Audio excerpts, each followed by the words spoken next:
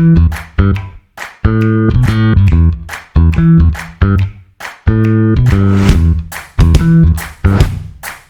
listening to the Common Fan Podcast, a Husker football podcast for the common fan, by the common fan.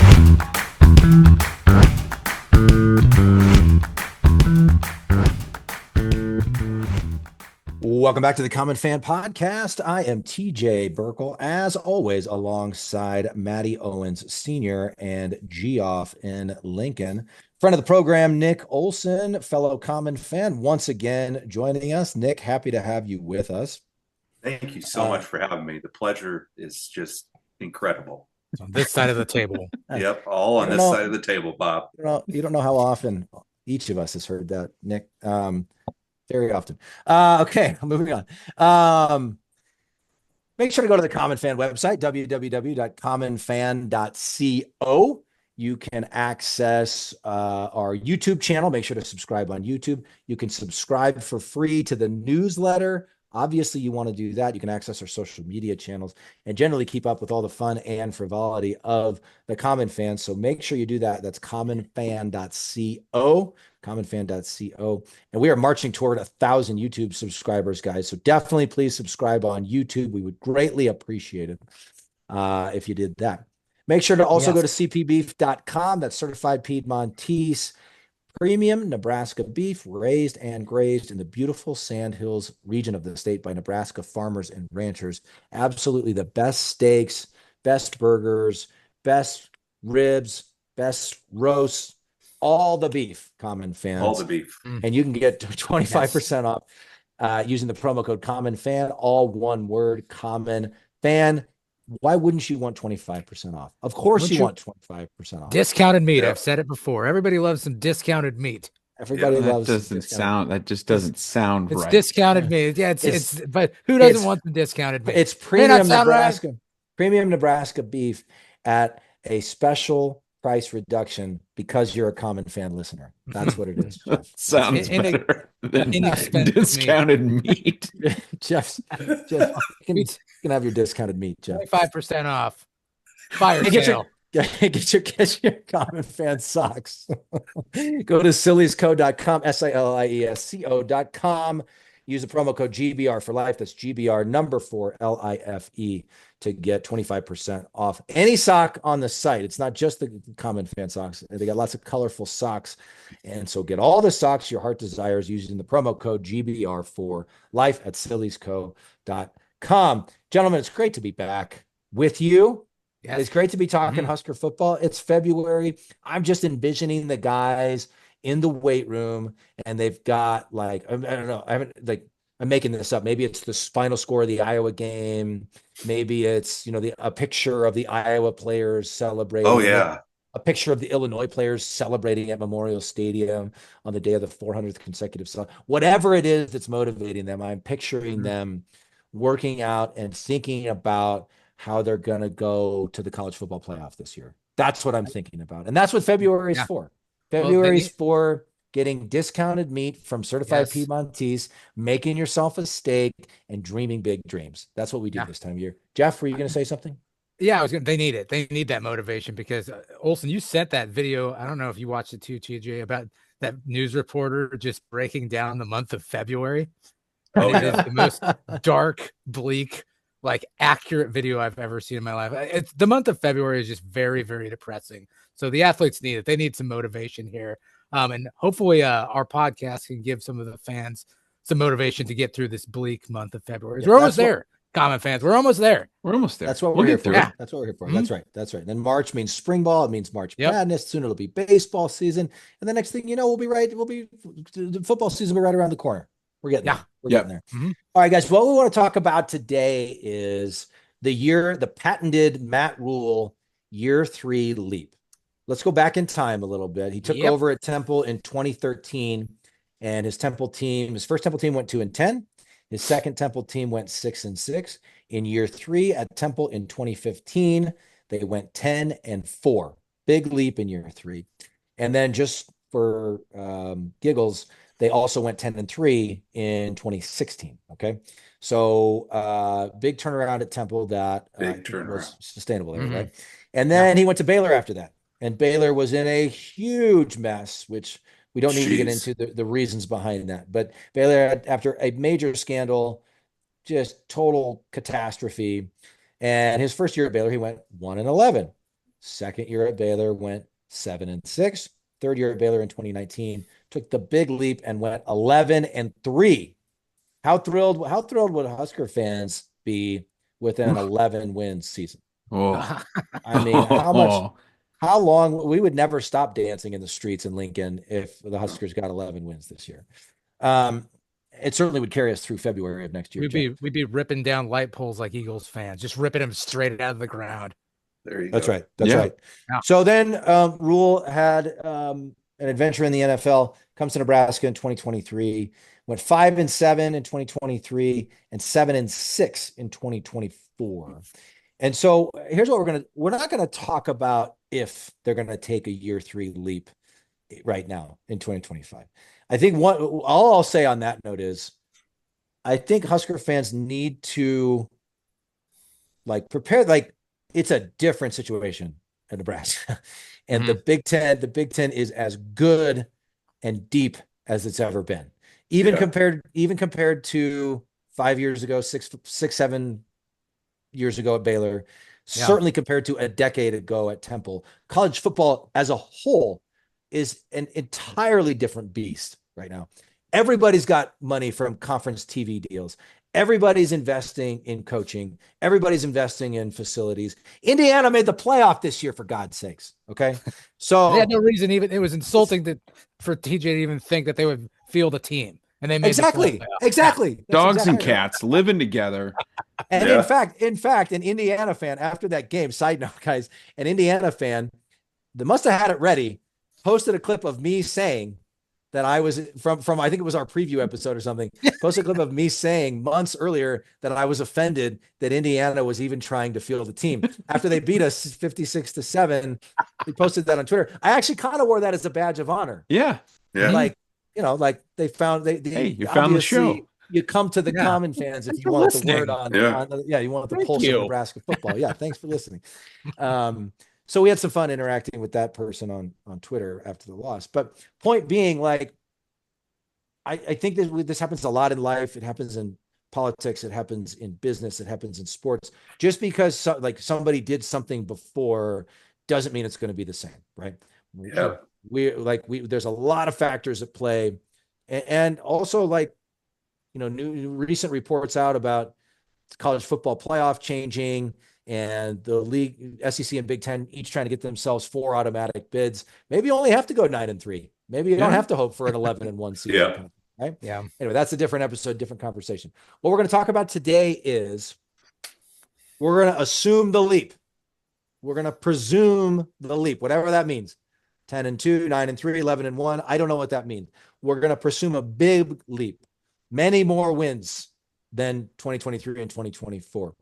And each of us has come prepared with, if that happens, what are 3 reasons why that happens? Okay. 3 reasons why Nebraska football will take the big leap in 2025 under Matt Rhule. Okay. I think this is going to be a really fun one. Now, we've all created our lists, but we've not shared them with each other. Yeah. So there could be some overlap. There could be, nobody steal my no. I don't want any of you guys stealing my stuff. Okay, I'm talking to you, Owens. If you go before, I don't want you stealing any of my ideas. I got good ideas. Me? Yeah. Yes, you have good ideas. Yes, you have good ideas, Jeff. Congratulations. Yes. It's like when George in Seinfeld wants to be a broadcaster, and Jerry's like, "Yeah, you make good comments." It's like, I make good comments. Usually, they reserve that job for ex-players and people in broadcasting. All right, we're gonna go in the same order every time. So on my screen, we're gonna go counterclockwise, starting with Maddie O. What is your number 1 reason Nebraska football is going to take a major leap in 2025? Belief. Actually, okay, sorry, I didn't mean to cut you off. Should we go 3, 2, 1? No, it doesn't matter. These are in random order. Okay. It doesn't matter. Yeah, we're not ranking them. We're just 3 reasons. Okay, go ahead, Matteo. I wrote here belief. I think there's more belief in that locker room down there on One Memorial Stadium Drive. There's enough returning guys back. There's evidence. There's real evidence that these guys can play with anybody in the country. We had the lead against the eventual national champs in the Ohio State Buckeyes. We were playing with them toe to toe. And I think that there is something to that. And I say this all the time. I'm so sick of the word culture, but it's a real thing. The culture has changed. I think that's real. That's established. The culture has changed. And I think we've got a little more identity in the culture, and there's belief in that locker room that they can win, and they just got to close the deal. So I got my first reason is belief. Love that. Dang, beautiful. Absolutely love that. Inspiration. Nick Olson, what do you got? My first one's going to be special teams / the hiring of Mike Ekeler. I think special teams, it probably counts for anywhere from 3 to 10 points a game. I mean, you want to talk about coffin kicking on punts or tackling punt. We didn't average anything for punt return yards. And then that's not even blocking field goals or blocking a punt. It can change momentum, but it's just hidden yards, hidden points. And it was just a mess last year. I mean, the Illinois game, if we make that field goal, we go up, and then we beat Illinois probably. Yeah. And that's not even counting the other games. But I just think special teams are so important. I mean, I know this is called the common fan, but a lot of common people off the street, they just disregard special teams. It's not Hollywood. It's not Hollywood. It's like the quarterback and the defense, and that's about it. But special teams are so important. I mean, Frank Beamer at Virginia Tech built his whole program around special teams. So I just think special teams are so important, and there's just hidden parts of the game that we can win 2 or 3 more games just with special teams if we fix it. And we will fix it. Love it. Love it. That's one of mine, but there's plenty to talk about there. And you're absolutely right. Geoff? That was one of mine too. So I'll piggyback off of that briefly. The thing that's been plaguing the Husker football team for damn near a decade now has been one-score close games. Special teams plays a huge, huge part in that. If we're going to take the big leap in 2025, we've got to win close games, and making field goals, fielding punts, and having good special teams defensive plays is the key to winning those one-score games. So huge addition with Ekeler. That's definitely going to give us a one-up and give us that leap that we're looking for. That will come. Yep, absolutely. Well, the only thing I'll add to that, that was my first one as well. Mike Ekeler, David City, Nebraska native, for those who have forgotten, home of the many Burkles, is for whatever reason, with Frost, with Rhule, it has just felt like it wasn't prioritized.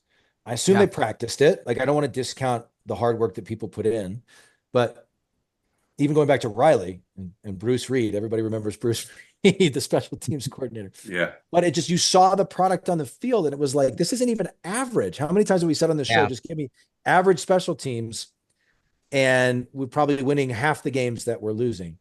Examples that come to mind. Olson, you said Illinois this year. Iowa this year. We make that field goal to go up 13-0. We make that field goal at the beginning of the second half against Iowa. I don't think we lose that game. And then, of course, the muffed punt that also led to 3 points for Iowa. I mean, that's the game right there. Yep. That's the game right there. Yep. Right? Another Iowa game in 2021, we were up 21-6 going into the fourth quarter. We allowed a block punt that I can't remember. I think they took it into the end zone, if I recall correctly. We were backed way up. Yeah. I think they scored on the block punt, but if not, they scored shortly after that. 2021, Michigan State. The Blackshirts came to play. They bottled up Kenneth Walker III, and we give up that punt return touchdown and end up losing in overtime. Mm-hmm. There's so many examples. And finally, I think, again, not to suggest they weren't taking it seriously before, but I think the arrival of Mike Ekeler is, for me, huge. And a statement that, we talked about this before. It's a reminder you got to take Rhule's actions more than his words. He gave that interview where he was like, well, we practice special teams a lot. I'm not sure we could spend a lot more time on it. Just have to execute better. And everybody's kind of like, what? And then a couple days later, Mike Ekeler was hired. Yeah. And so like that's to me is the statement of we're going to get this right. So that's one for me as well. And go ahead, Nick. The thing I love too is he's a high energy guy. I mean, energy like that is infectious around the program. I mean, I don't know if he's hooked up to jumper cables or what, but the guy is just a beast. So I think that will help the offense and defense, just having him around the program. Well, that's what I know. Like my program. I just saw a bunch of pictures of him, and I'm like, good Lord, I don't know how a special teams coordinator could be this hyped, but apparently he's going to be able to siphon off some Red Bulls or energy drinks from Dana Holgorsen, and they're going to be rocking on that sideline. It's going to be awesome. The memory that's seared into my brain of Mike Ekeler from when he was on Pelini's staff is the guy just bouncing up and down on the sidelines. Yeah. You know, I mean, it was like he's like just jumping up and down like a maniac. And so like he's just like Owens, I think you said it when we talked about him a couple episodes ago. He's just a football guy. Absolutely lives and breathes and loves football. And you're exactly right. I think you're exactly right, Olsen. Like having a guy like that around the program can only help. Seems like a type of guy that would often refer to playing football or being part of a football team as the brotherhood. Like, like one of those guys. All right, Matteo, number 2 reason why Nebraska football will take a big leap in number 2. I have, this is two names, but this is one reason. Holgorsen and Shorts.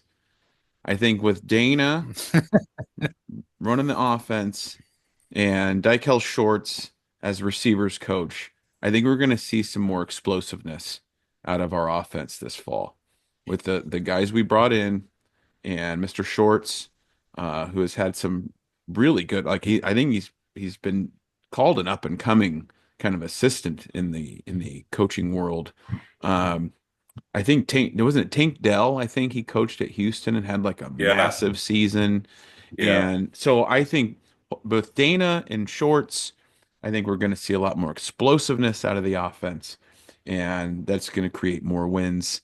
And another reason for the leap, for the Matt Rhule year 3 leap. Shorts. I thought you were saying Dana Holgorsen wearing shorts. He was going to wear shorts. That could be too. Yeah. We could also. Holgorsen strikes me as a cargo shorts guy. Maybe the tearaway ones with the zipper. Yeah. Like a practicality. I don't know. He's got some swagger though. I don't know if he'd be cargo shorts. Cargo shorts are making a comeback. They're swag. They're making a comeback. We completely made up this caricature of him sitting at diners all over Lincoln, drinking Red Bull and drawing up plays on the back of napkins. So it kind of fit with that. It really wearing cargo shorts. Yeah, over a highway diner and just drawing up plays, drawing up mesh concepts. All right, Olsen, number 2 reason for you. Mine is similar to Owens's. It's that Holgorsen having a full year, and an off season. I mean, it's like night and day difference that he's going to have all this off season and a full year. I've never told you guys this, I don't think, but I do not like coaches being in the booth. I know they always make a point to show the guy in the booth. And it's like he's sitting in an office. A lot of times they have reading glasses on, and they're just kind of sitting there casually. I loved last year when Holgorsen took over. We would make a big play, and they would show him, and he's already looking at his little napkin play sheet, and he's just screaming the next play.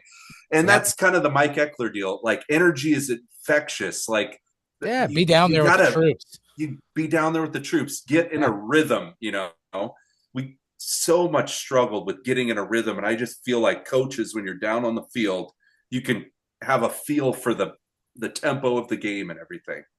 I agree with that, Nick. A good visualization of the coordinator being in the booth. Do you remember when I don't know, is Tommy Rees still the OC for Alabama, or did he move on?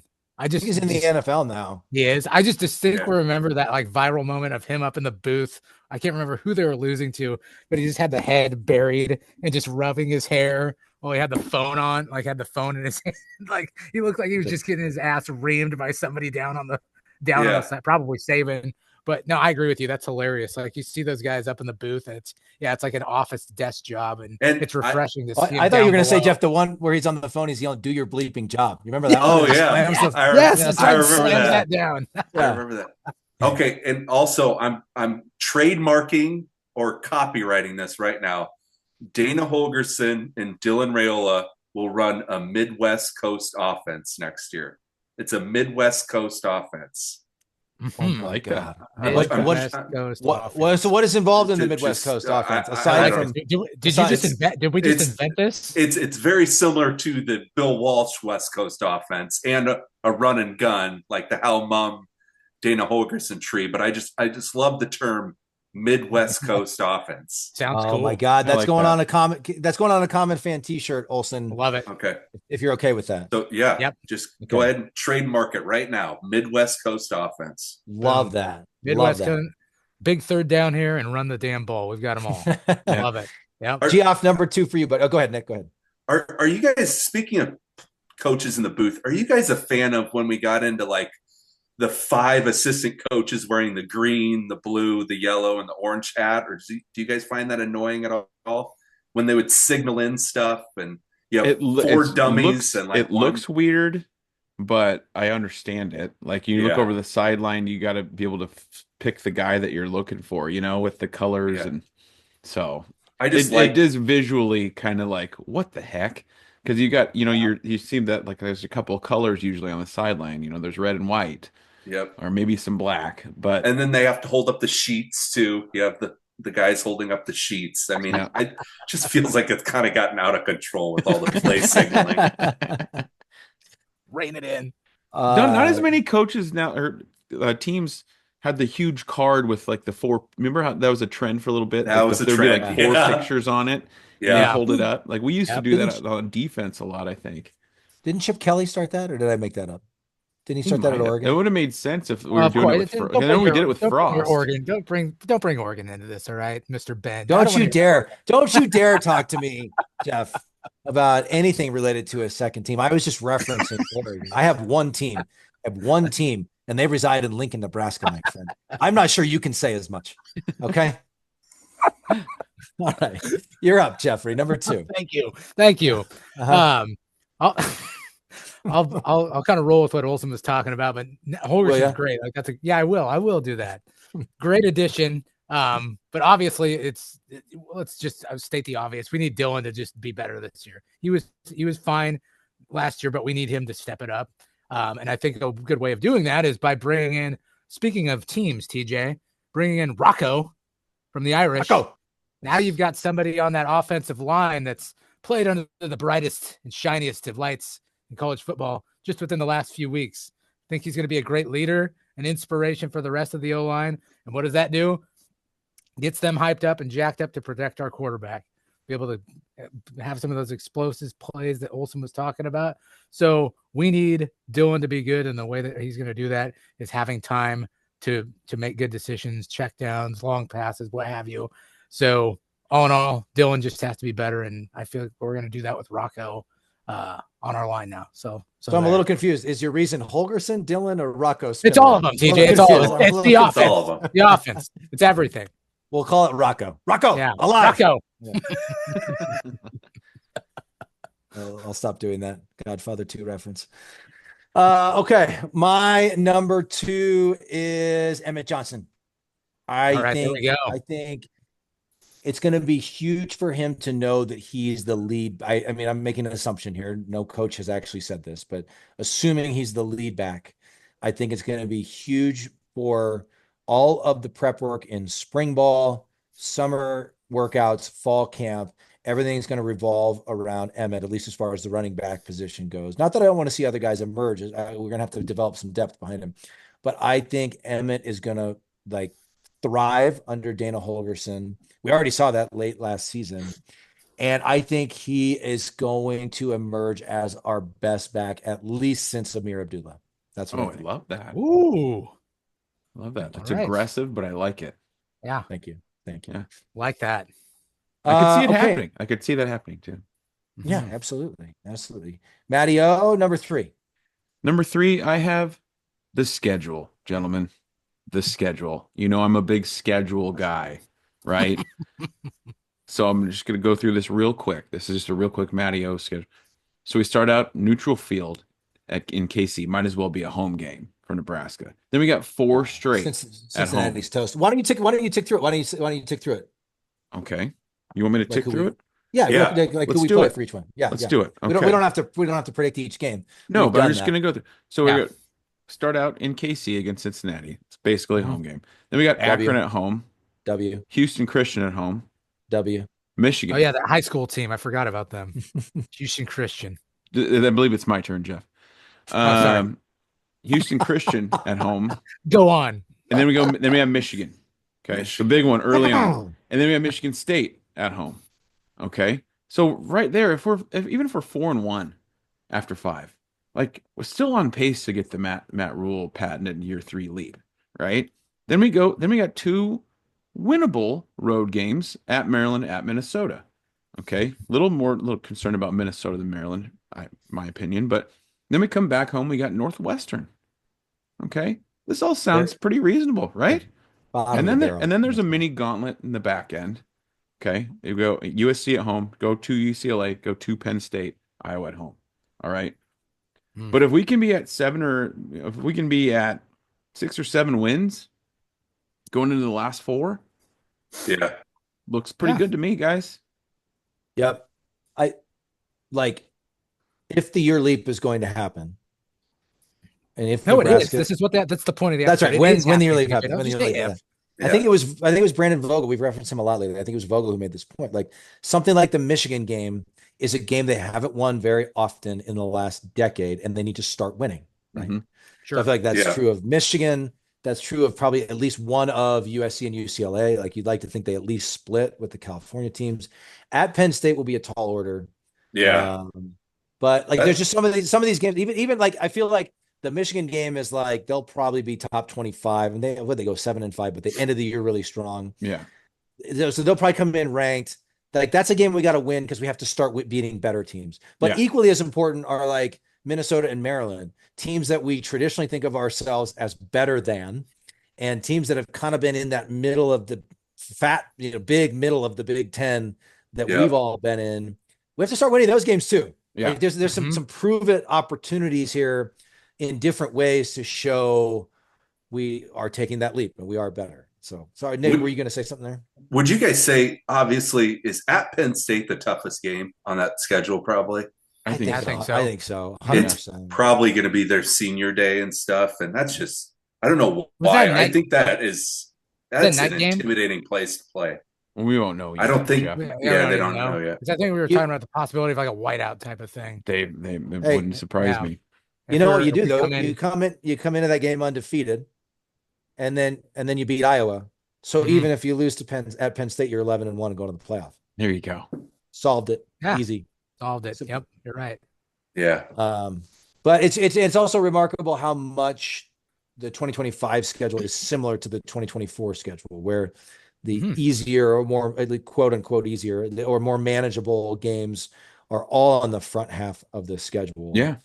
And then it does, but I feel like you could even argue 24 was harder. I mean, we'll see. Like, hard to know what to think of Michigan State quite yet. You know, like they were kind of average, but Jonathan Smith is a good coach. Who knows? Whatever. Michigan too. Like they were okay. They had a really good recruiting class, but like it's hard to know what to make of some of these teams. But like at Minnesota, at Maryland, Northwestern, at home, those are all games. If you think you're taking a leap as a program, you have to win those games. Right? Yeah. I think, did Michigan sign like a big time 5-star quarterback? Yeah.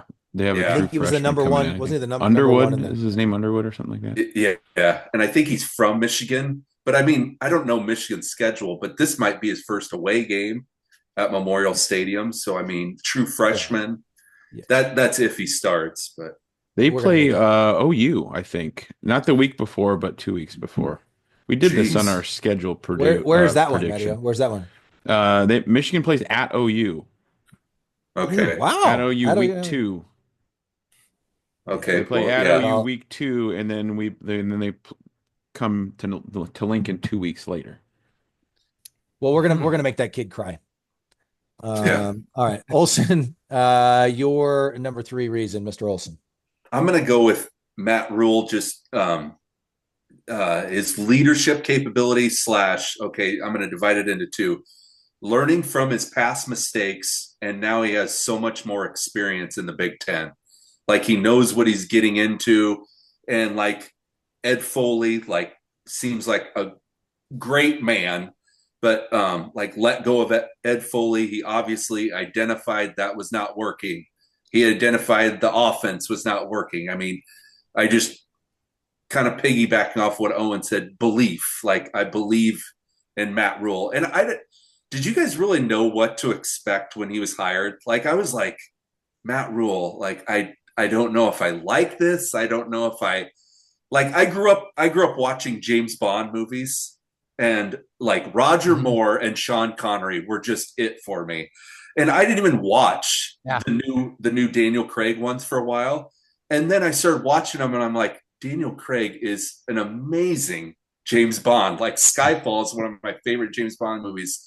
And I can correlate that to Matt Rhule. Like I was like, I don't know what to expect. I don't like him. I don't like him. Now I can't imagine anybody else leading our program. Like I fully believe in Matt Rhule. So his leadership capabilities, he's a great speaker. I think he's a great leader. So just my belief in Matt Rhule. Season 1 was of Matt Rhule was Casino Royale. Last year was Quantum. What the hell's the second one? Quantum of Solace. Yeah, and now we're moving on to Skyfall, right? That's the third one. That's Skyfall. Skyfall was a masterpiece. Skyfall is like one of my favorite Bond movies. Skyfall is outstanding. Yeah. Olsen, I'm with you, and I'll go one step further. I sort of was like, Rhule. Yeah. Like who's Rhule? Yeah. Like, I haven't really been paying attention to the Big 12 when he was at Baylor. Right. You know, like Temple. Who cares what Temple's doing? You know. And I remember Owens, I think I was talking to you on the phone. I was like, is it Rhule? You know, like I was sort of like, not, and yeah. And people like Matt Rhule. People had said enough good things about him on like social media, and it was sounded like, okay, physical defense, that all aligns with what Nebraska fans are. I wanted Luke Fickell. Yeah. He took Cincinnati to the playoff. Had Big Ten experience. I thought Fickell was the home run hire. And how glad are you now that you don't have Luke Fickell? Exactly. Yep. I think because the Fickell Wisconsin news broke like a day after the Rhule to Nebraska news, I think he was waiting on that. I think he would have come to Nebraska. I do. Yeah. Fickell, that is. Yeah. So anyway, but I'm with you, Olsen. But Rhule has his finger. I wrote about this in my latest article about the spring game. Rhule has his finger on the pulse of Husker Nation more than any coach of the post-Osborne era. Yeah, I would agree. That's what I think. Yeah. And we've talked about it a million times on this show. With your point you just made, the willingness to make changes. How many stubborn, even beloved guys, but stubborn head coaches have we watched double down and say it, not make changes, try to do the same thing. The scheme works. We just got to execute it, whatever. Right. And Rhule, to your, like, offense wasn't working, brought in one of the best offensive coordinators available. Special teams is terrible, brought in one of the best special teams coordinators in the country. Like, he's not messing around. Yeah.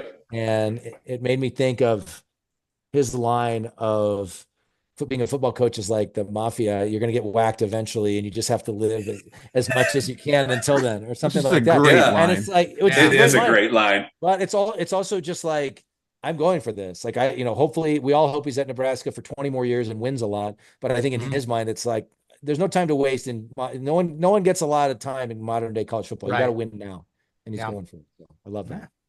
Yeah, I'll go on record. I remember I said I wanted, when Rhule was announced, I didn't really know much about him either. But do you guys remember how high I was on like getting Urban Meyer for a while there? Oh, and then I kind of remember that. That was never real though, Jeff. Like, I love the idea of it. And Hollywood, Deion Sanders. I remember saying that too. I was like, we need Deion here. Get him here immediately. You have terrible instincts, Jeff. I do. Okay. They're just awful. which leads me to you're going to love my number 3 pick then. Speaking of instincts. So there's been a lot of news recently about just stadium renovations and changes, right? So I think a big thing that's going to help us take the big leap for 2025 is just our home games and energy within the stadium, right? So the energy, I think we need to take that up a notch. And you can have the argument all day of if you need to modify the tunnel walk or if you need to change some of the things that we do in game to enhance the in-game experience. There are 2 things that we are doing right now. We're going to start serving alcohol. So you're going to get fans that are going to be probably a little bit more loud and boisterous. Liquid courage is what you're saying. Yes, exactly right. Might be a little bit louder in the stadium in 2025 just from that alone. I mean, granted, you're going to have to spend $60 for 3 beers, but that being said, people might be a little bit more loud, energetic, and boisterous. Lubricated. And yes, absolutely. And then in addition to that, you know what kind of gets people down and not so boisterous and excited? You know what makes people just kind of lazy and just not feeling the greatest? It's like after Thanksgiving dinner when you ingest a bunch of turkey. Oh, and yeah. You want to take a nap, Tryptophan. right? Yeah, exactly. But instead of turkey, you've got a belly full of those hot pocket. Don't you dare. Cabbage Don't you beef, dare. Cabbage beef runzas, right? Oh, and maybe my gosh. maybe they won't serve them next year. And maybe people will, try eating something different. And maybe they won't feel all sluggish and tired with a belly full of hot pocket. Something happened to Jeff's mic. I'm going here. You're not taking me off this point. You're not taking me off this point. I won't let you. And yeah, so that in-game experience, it's going to be different this year. And I feel like it's going to get a lot of people excited and more energetic. Does it feel good to be that contrarian, Jeff? Does it feel good to slander a Nebraska staple? Yeah. I'm not slandering it. It just makes you tired. That's all I'm saying. Makes you a little tired. That's not a thing. That's not a thing. Yeah, a full stomach. You're I'm full. I'm tired. So your reason is home field advantage, basically. I'm saying that he's saying in-game it's the booze. experience. He's saying it sounds to me like the reasoning is the booze is going to make the stadium louder. Yeah. And as you said, the lack of runs. Ergo, we will make the leap. All right. I'm still not clear on what any of Jeff's points actually you were. Don't understand. You don't understand. Don't act like you don't know. What you just said you don't know. was the dumbest. You've never understood me. All right. My third one is defensive coordinator John Butler.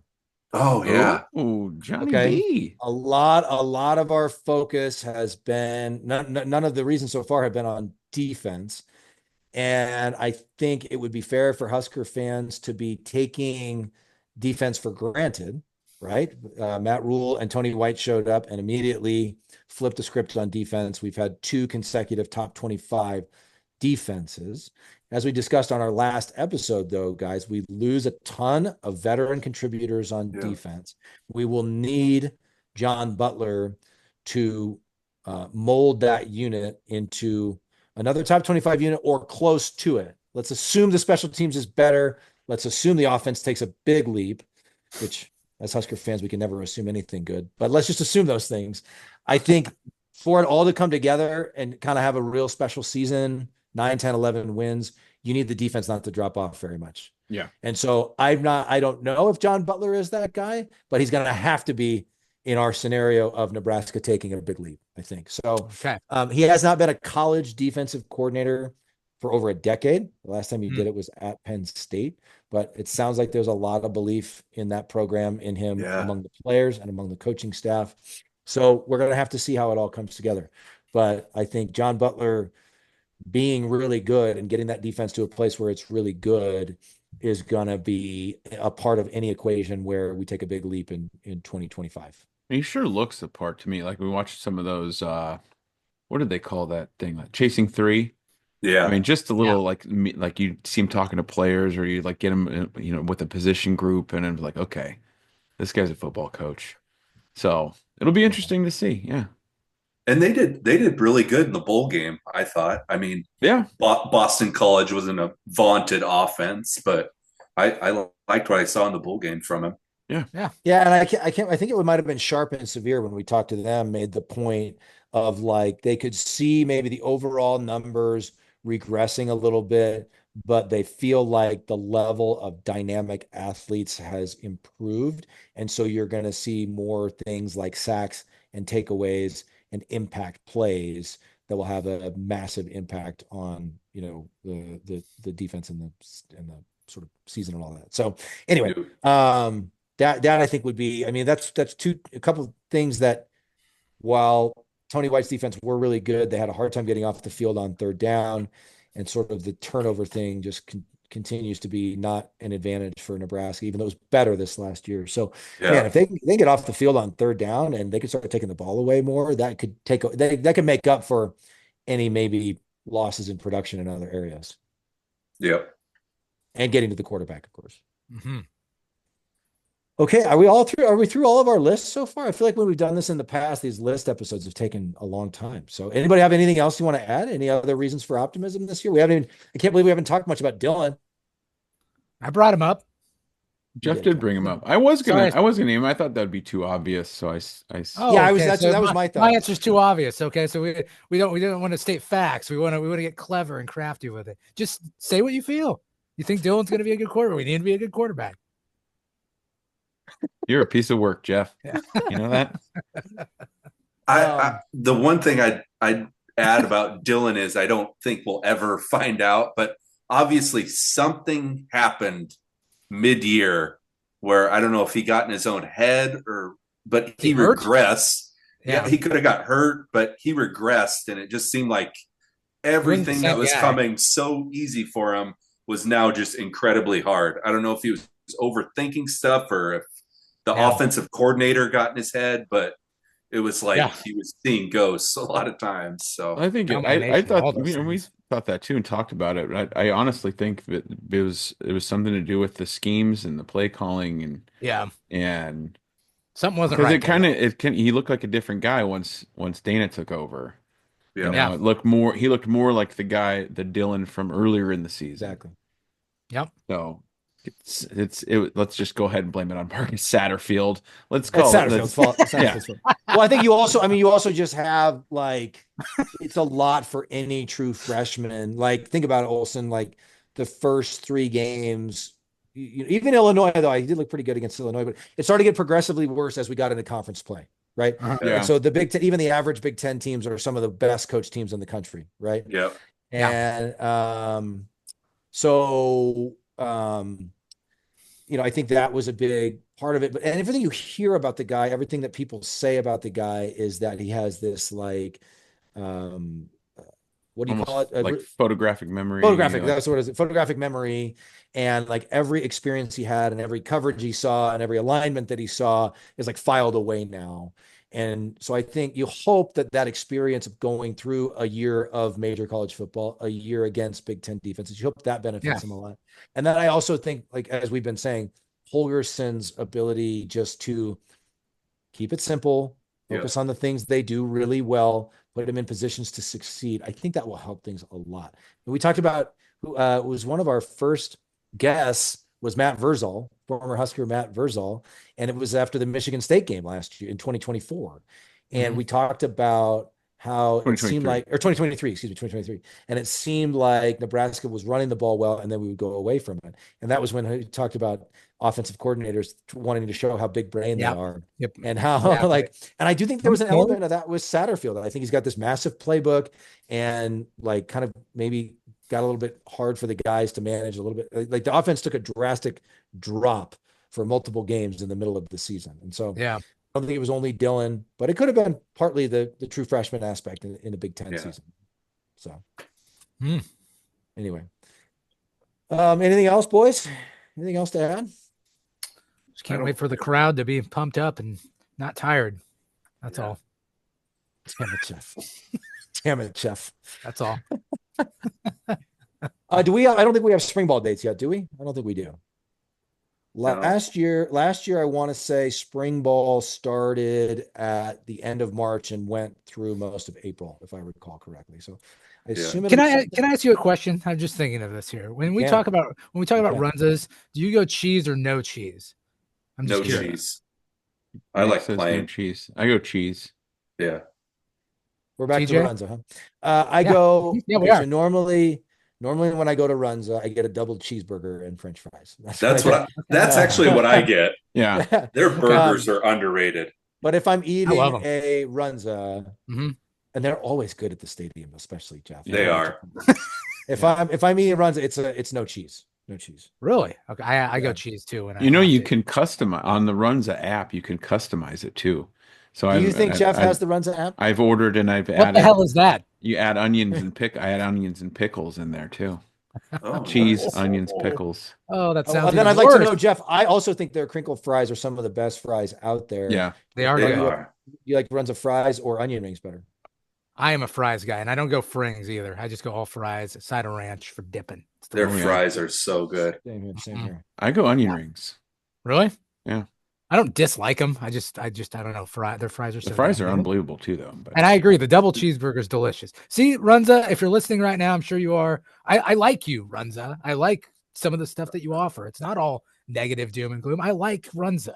All right. I'm just not there is the sandwich Runza fan per se. There is something about the Runzas at the stadium though, because I always get a Runza and I'll get a slice of Al's pizza. Oh, that's a true Nebraskan. The individual hamburger slice is just some of the best pizza in the world. Yeah, I something about being inside the box. I don't know if it cooks it differently. I don't know. It does. Magic happens when you close it. I don't get it. I will say, Geoff likes to talk trash about Valentino's. I will say, I think those of us who grew up eating Valentino's probably like it more than others. Like what my wife is always like, she did not grow up in Nebraska, and she's always like, I don't understand the appeal of this pizza that you guys all love. I don't get it. Sure. But so I like it no matter what form it comes in. But there is something about that slice in the cardboard box at the stadium that is like the best form of Valentino's pizza and some of the best pizza you can have anywhere. Sitting in the food temperature danger zone for a while. I don't know if that's a part of it. I don't know if that changes. Go with the food safety stuff again. Good Lord. You guys, it makes it taste good. It tastes good. One last question that you guys brought up winter conditioning's going on right now. Have they posted?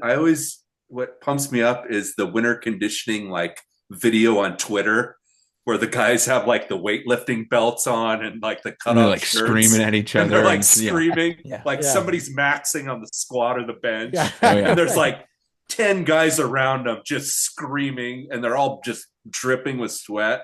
Oh, yeah. We need one of those. There have been some of those. I think there was one. There was one about a week ago or so. Okay, I missed at least pictures, if not videos. I feel. Yeah. Oh, all right. Well, we're getting there, fellas. Well, we'll get through it, guys. February. We'll get through it. We got to do it together. Yeah. Mm-hmm. Nobody needs to try to fly this thing solo, right? No. We got about 6 months to go, and we got to stick together. Yeah. Get each other through this. My joke is always that I'll have myself talked into 11-1 by August, but we're here. We are doing an episode. We're ahead of schedule about why we're going to take the year 3 leap and way ahead of schedule. 11 wins. Yeah, exactly. Well, that's what the common fans are here for. That's we're right. Not journalists. We don't have to be objective. No, it would be great. Not journalists. It would be great if Husker baseball could make a CWS run, because then that really cuts down your time on non-Husker athletics. Imagine a Nebraska ball March Madness win and the Husker baseball CWS run. The football team would have no choice but to probably go undefeated. They got to answer. You got to hold up your end. Yeah, that would be incredible. All right, Common fans, thanks for joining us for this one. Thanks to Nick Olson, who has been with us for the last couple episodes, fellow Common fan, great dear friend of the program. And as you can tell, very knowledgeable Husker fan. He knows way more about the Huskers than Jeff does. Absolutely, he does. Someday we'll get him on here talk about all the obscure Huskers he knows from which Nebraska towns, like the walk-on guys. Yes. We have to do that sometime. Spend a whole episode on that. Matchup numbers, like who's your favorite number 9, or probably Tony Veland, but and guys, this is the last episode of February, so we're powering through. March means spring ball. March means March Madness. March means lots of good things. So it means sunshine. It means spring. So we're getting there. We're powering through. The Common Fans are here to get you through the off season. Don't forget to go to the Common Fan website. Don't forget to sign on, to subscribe on YouTube, all the things. And we will be back at you soon. In the meantime, as always, GBR for life.